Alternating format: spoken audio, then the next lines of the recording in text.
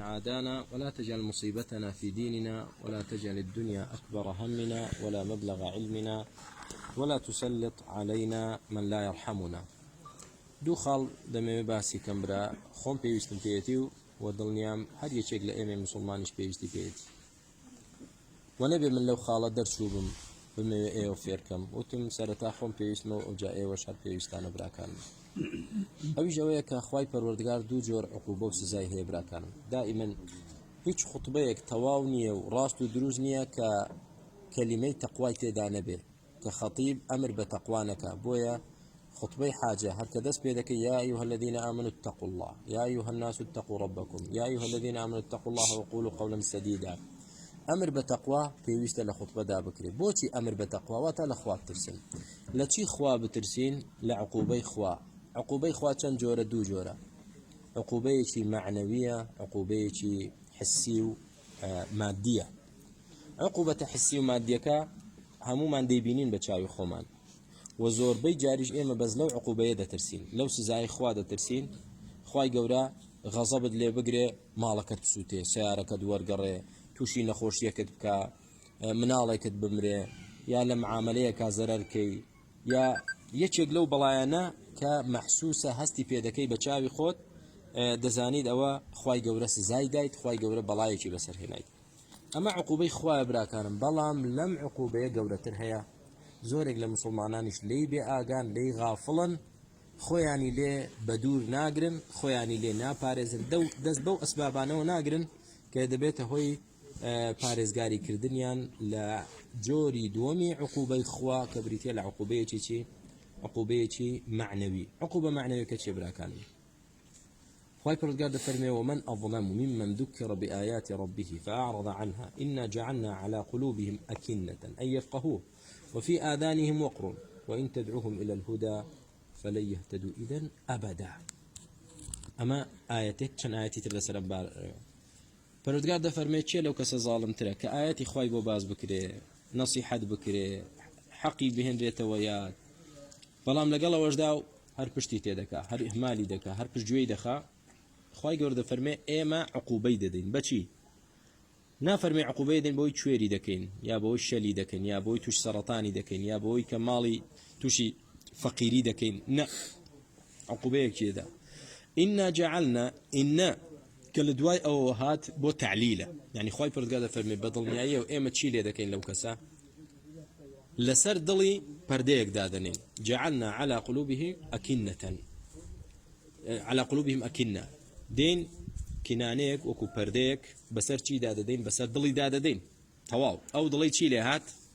ئەو دڵی ئەو ئێستا لە تورەکەیەکدایە، لە قەفەسێکدایە، هیچ بۆی ناچێت. بیهێنە پێش چاوی خۆت. ئەگەر دڵی تۆ خراوەتە تورەکەیەکە و بەستراوەتەوە لە لفظێکی تر، لە عیبارەتێکی تر، خوای گەورە دەفەرمێ چی؟ ختم الله على قلوبهم. ختم یعنی چۆن دەڵێ سەرمۆرە. یعنی چییە؟ زەرفێکت بۆ دێ، نامەیەکی تێدایە و ختمێک لەسەر زەرفەکە دەدرێ. یعنی چی ئەو ختمە؟ یعنی نەکراوەتەوە، نەکراوەتەوە، کەس نەیبینیوە، نەکراوەتەوە.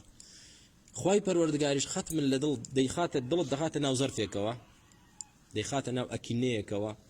ناو غیلافێکەوە،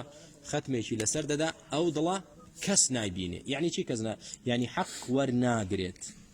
دڵی تۆ لەمە دووە حەق وەرناگرێ. بیهێنە پێش چاوی خۆت پەنا بە ڕەب العالەمین. ئێستا تۆ دەژیت، تەمەنت 20 ساڵە، ئەو بووی بە 30، ئەو بووی بە 40 مەثەلەن، کەمتر زۆرتر. تا ئێستا دڵی تۆ دەرگاکانی کراوەیە، حەقی بۆ دێت، دەیبیستێت، تێیدەگات، بەڵام تۆ هەر ڕەتی دەکەیت، هەر ڕەتی دەکەیت، هەر ڕەتی دەکەیت.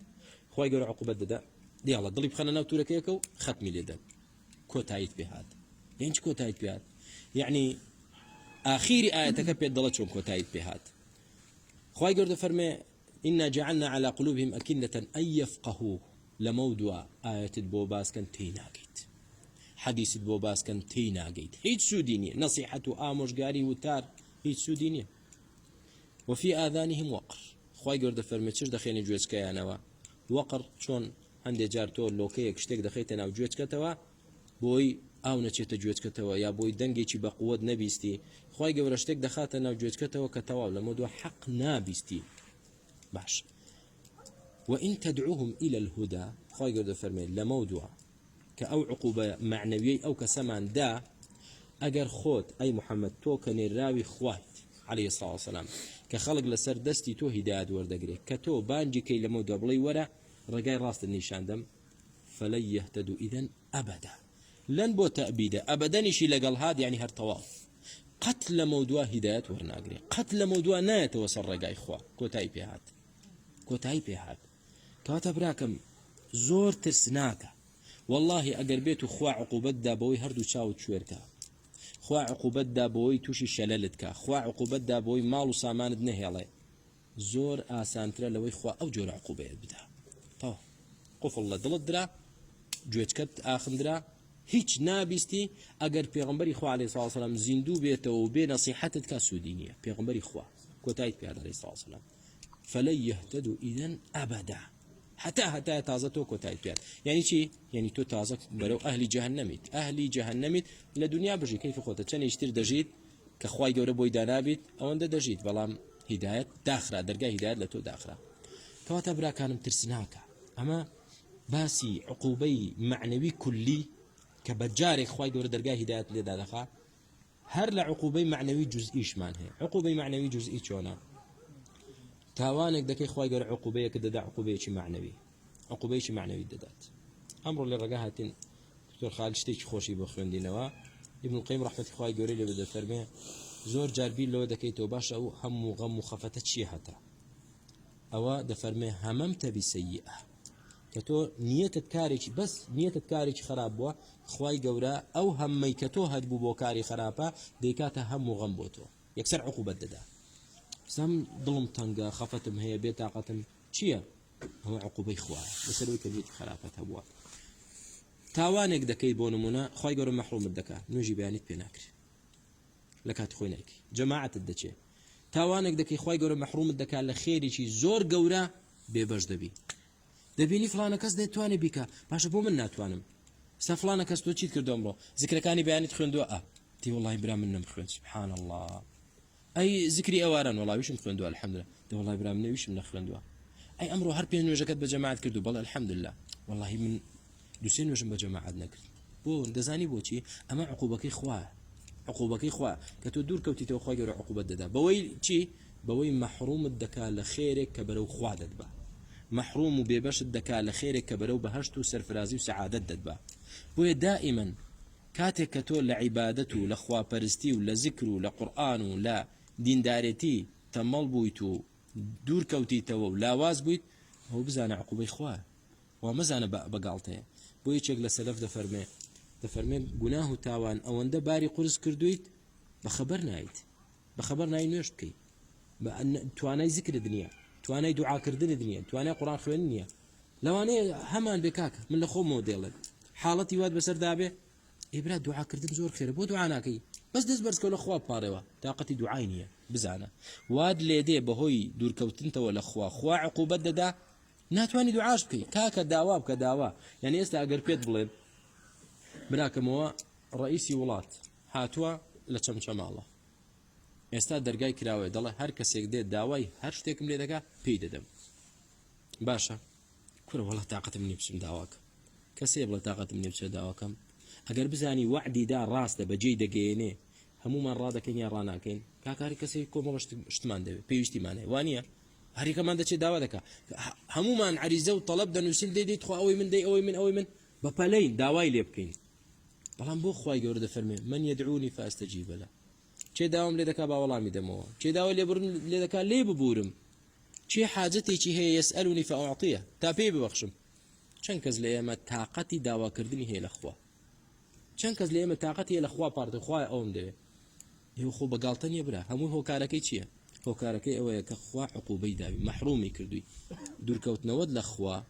پشت هەڵکردنت لە یادی خوا عقوبەیەکی گەورەی لە پشتە کە عقوبە معنەویەکەیە زۆر گەورەترە لە عقوبەی دنیایی ئەگەر خوا عقوبەت بدا بە عقوبەی دنیایی ئەوە نعمەتە شکری خوا بکە تاوانێکت کرد خوا تووشی نەخۆشی کردی تاوانێکت کرد خوای پەروەردگار بۆ نمونە تووشی ئەوەت دەکا کە خەڵک جنێوت پێ دەڵێ تاوانێکت کرد